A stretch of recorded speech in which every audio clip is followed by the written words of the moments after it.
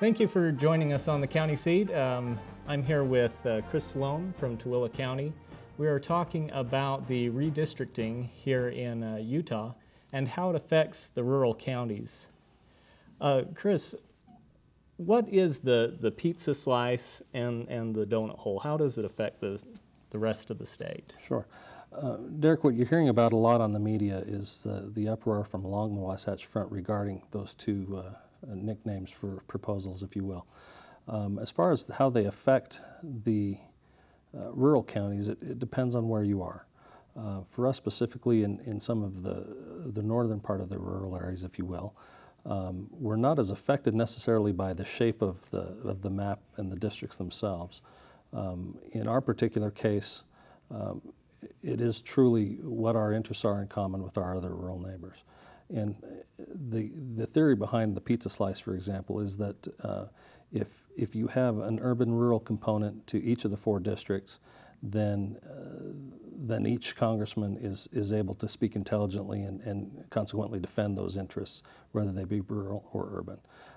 The argument for the donut hole, if you will, is that folks truly along the Wasatch Front can come to believe that their interests can only be represented by somebody that totally understands urban issues and doesn't have to worry about the rural ones.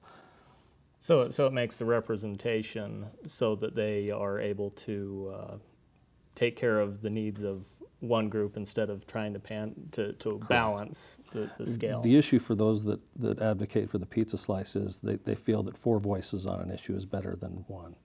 And in our case in Utah, where we have so much government-owned land, the thought of having four voices singing from the same sheet of music is better than the one that we have currently.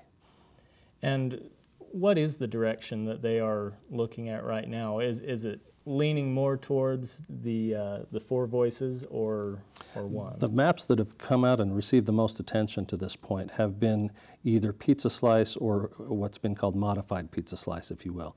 From my understanding is the folks that have been on the committee and drawing these maps do understand that Salt Lake City, Salt Lake County, and the Wasatch Front do have a unique situation for a lot of reasons, some political, some economic. So they've been trying to do something that accomplishes both goals. What are the major concerns of the rural counties as far as how you're represented? For us specifically, we've got a couple of major industries that drive our economic engine in Tooele County. The first, of course, is the military, with the Dugway Proving Grounds, with the south area of the Tooele Army Depot, and the munitions disposal area there. That's the contractors that do those sorts of things in Tooele County are among the top couple of employers that we have in Tooele County.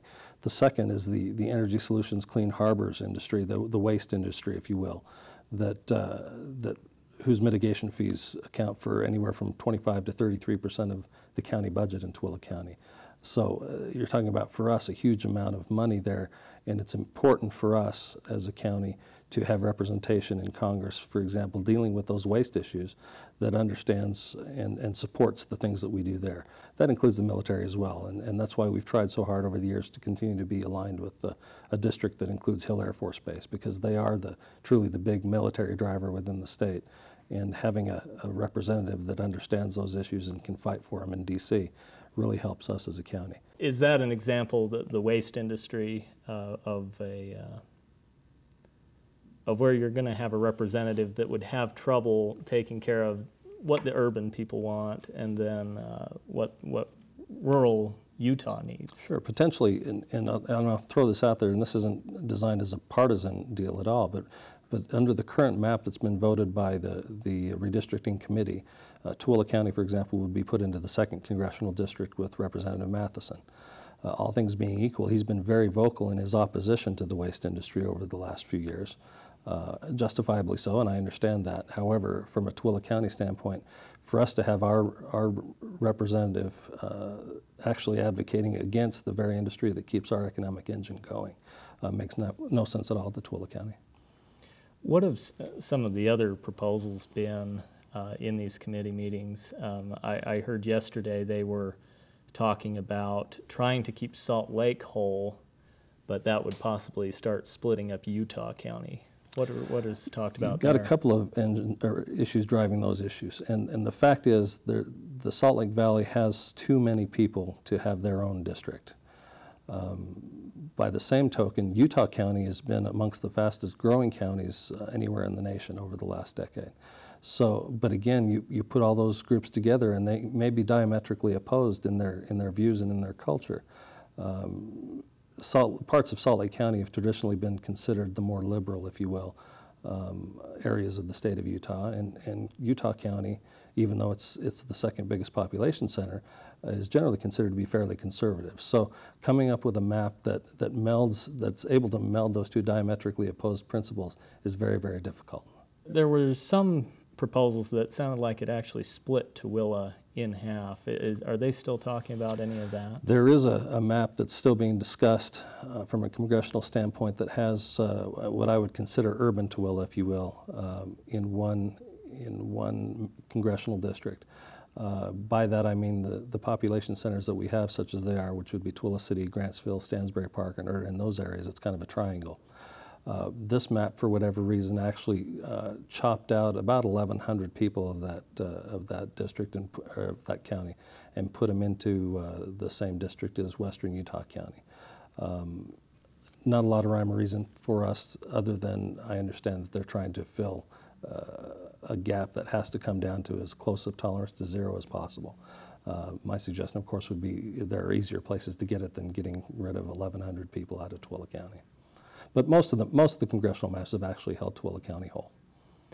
Now, what about some of the other maps that have been, because you've got the Senate and the House. How are those lines being drawn? That has been kind of where I've been focusing over the last 6 months. If you go back 10 years to the last census, the way the maps were drawn, and I wasn't doing this sort of business back then 10 years ago, but what Tooele County ended up with is 4 senators and 2 representatives. What that really meant was 5 of those 6 people actually lived outside the county. The closest senator we have that lives to Tooele County lives in Eagle Mountain in Utah County. After that, you're looking at a 90-mile trip to Box Elder County, or a couple of 100 miles for Senator Okerlund to go down to Monroe. What Tooele County has been after for the last decade is some local representation. And over that decade, we've had a housing boom that has shot our population up to just under 60,000 people. And what that gives us is about 2/3 of the number necessary for our own Senate seat. So what we're looking at in the maps that were passed yesterday, unfortunately, we were not able to get that, and there appear to be a lot of reasons behind that, not the least of which are political ones. We were chopped into 2 Senate districts, each of those where we would constitute about 1/3 of a Senate seat, leaving us essentially without local representation again. In the House, we were much more fortunate. We maintained 1 full House seat in Tooele County. The numbers for House seat are almost 37,000 in population. So Tooele City themselves will have their own House seat, along with a small part of Erta and Stansbury Park. The rest of the county will now move south into House seat 68, which is currently represented by Representative Bill Wright out of Holden, Utah, down in Millard County. Okay. Well, we'll talk a little bit more about the redistricting here in Utah and how it affects the rural communities across the state when we come back here on the county seat.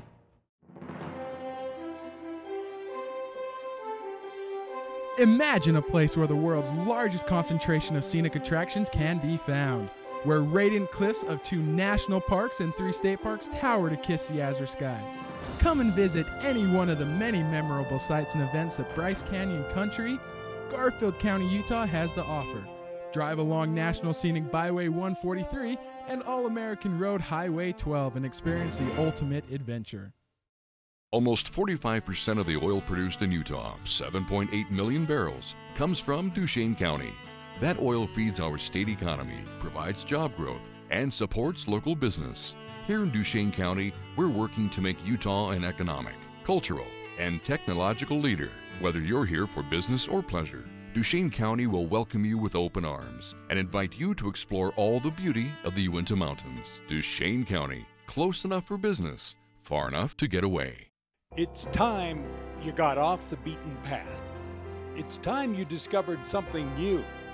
It's time you explored Kane County, Utah. Thousands of miles of trails, shorelines that go on forever, a horizon that compels you forward. Spend some time in Kane County and visit the past, present, and future. Kane County, Utah. It'll be time well spent. So, what brings you to town? What brings anyone to St. George? A couple rounds of golf, a little relaxation. What is that all? Is there more?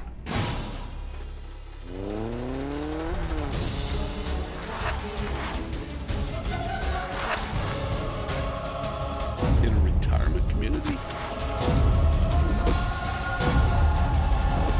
Should have stuck with the back nine.